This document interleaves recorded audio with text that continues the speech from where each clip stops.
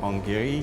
Il m'a dit « Daniel, je trouverais formidable que tu fasses un travail entre les voiles et les terrasses, etc. dans ce bâtiment.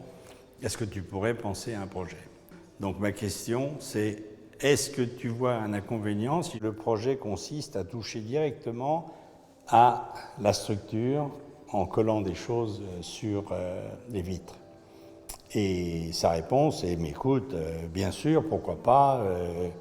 Et je lui ai dit à ce moment-là, je pense que ça peut changer fortement l'allure générale du bâtiment. Il m'a dit, un musée, c'est fait pour les artistes et éventuellement pour être détruit ou reconsidéré. Donc, de ma part, en tout cas, fais le projet que tu veux, carte blanche, etc.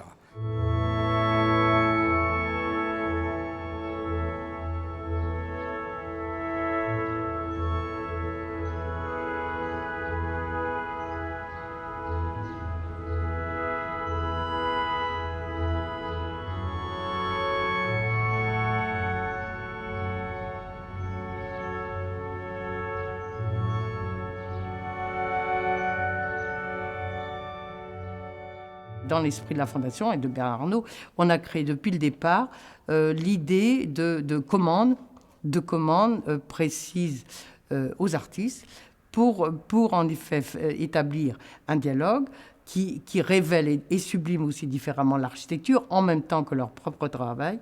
C'est un principe de dialogue qui est recherché de toute façon ici. Donc Daniel s'inscrit dans cette ligne-là. Voilà. Ce qui est certain, c'est que cette construction, cette architecture est pour moi un outil extraordinaire pour expérimenter de manière plus riche ce que j'ai déjà pu faire avec ce même type et de matériaux et de jeux sur les transparences. En faisant ça, je voulais faire quelque chose qui décolle et qui casse cette unité plus ou moins monochromatique. Et de ne pas remplacer cette espèce d'uniformité colorée par une autre uniformité toute rouge, toute bleue ou toute jaune. Et je me suis dit, la seule façon de briser ça, c'est évidemment de dire, bon, on va mettre autant de couleurs qu'on a de voiles.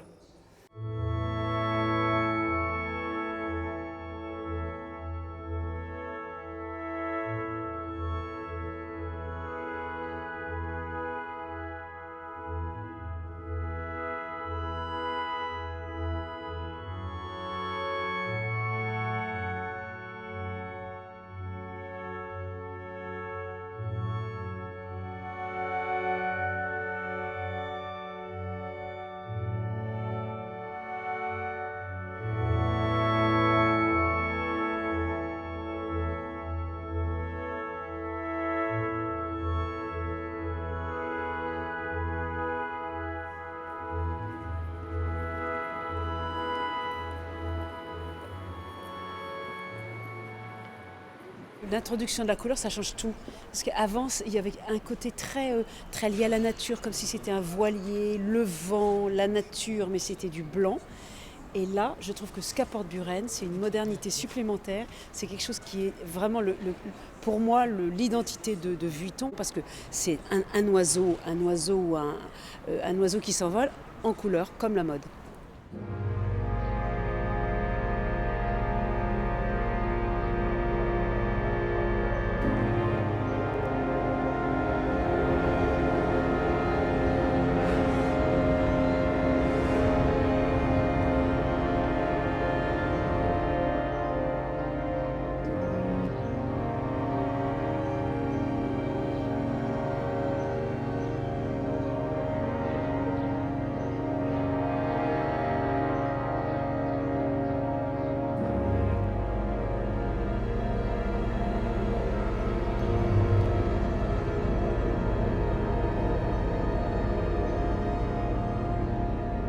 Ce qui est formidable avec Daniel, c'est qu'il a une capacité d'analyser les lieux et de voir exactement ce qu'il peut en tirer avec un sens de la stratégie visuelle qui est tout à fait exceptionnel. Et plus il va, plus c'est patent. Parce que, évidemment, ce travail rentre dans une ligne de travaux qu'il a fait sur, en effet, les reflets, la lumière, la couleur, etc.